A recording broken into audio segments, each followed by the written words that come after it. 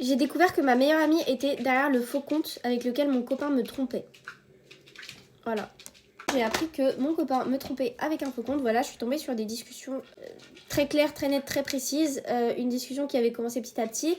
Un compte de fille très bien. Genre la fille, tu la vois, elle est très belle. Enfin bref, elle a son compte. Elle le contacte, il parle et tout, petit à petit. Bref, voilà. Une chose en entraînant une autre. La conversation, elle fait mal à voir. Tu vois très bien que mon copain me trompe. Mais c'est pas ça le souci. C'est que j'ai découvert que derrière ce compte, c'était pas juste une fille très belle et tout. Voilà. C'était ma meilleure amie. Quand je l'ai appris, voilà, j'en ai parlé avec mon copain.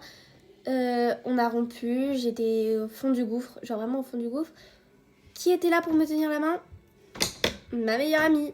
Donc elle me dit que je mérite mieux de toute façon. Voilà, que maintenant on est toutes les deux célibataires. Que voilà, on oublie les garçons. Elle me dit plein de trucs comme ça. Et à ce moment-là, déjà, je trouve ça un peu bizarre parce qu'elle disait vraiment des trucs en mode de toute façon, les garçons ça sert à rien. Au moins maintenant, on va pouvoir repasser nos soirées ensemble. On n'a pas besoin de garçons et tout dans nos vies. Un jour, quand je suis chez elle, on se fait une soirée ensemble comme on avait l'habitude de le faire avant que je sois en couple. C'est vrai que une fois que je m'étais mise avec mon copain, on passait moins de temps ensemble forcément. Et forcément, les soirs où j'avais des dates avec mon copain, bah je passais moins de temps avec ma meilleure amie.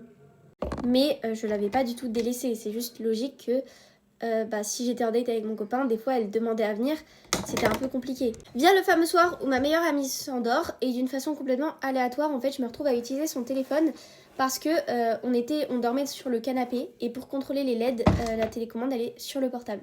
Donc je prends son portable et tout, elle dort sur le canapé. Je vois une notification Insta de mon copain, enfin mon ex-copain.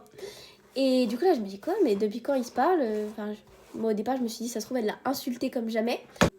J'aurais aimé. Et tout simplement, j'ai vu que c'était le faux compte, un 100% faux compte qu'elle avait créé.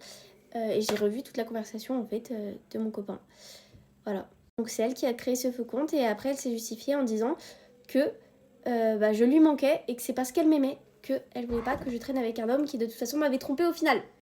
Avec quelqu'un qui n'existait même pas. Donc elle me dit littéralement limite que je devrais la remercier parce qu'au moins j'ai pas perdu mon temps avec un garçon qui n'était pas fiable. Je vous avoue que moi je sais pas trop quoi en penser de cette story time. La meilleure amie c'est grave une vicieuse parce qu'elle a pas fait ça pour de bonnes raisons et ça se trouve le copain il aurait grave pu pas tomber dans le panneau. Après le copain je pense qu'elle a pas perdu grand chose la fille. Voilà, c'est une story time abonnée.